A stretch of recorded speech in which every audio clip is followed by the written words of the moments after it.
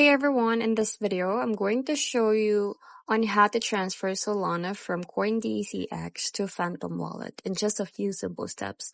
So let's dive right in. So first, just open your Phantom Wallet application.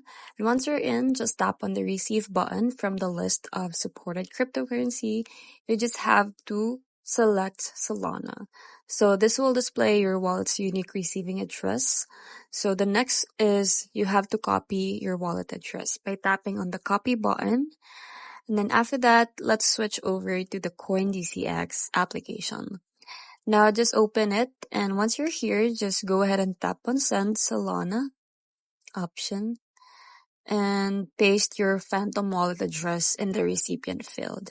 Now just enter the amount of Solana that you'd like to transfer. But before you send, you just have to double check everything, the wallet address, to make sure it's correct. And once you're ready, just tap on send.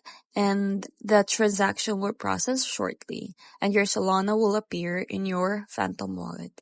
And that's it. I hope you find this video helpful. Thank you for watching, and I'll see you in the next one. Bye!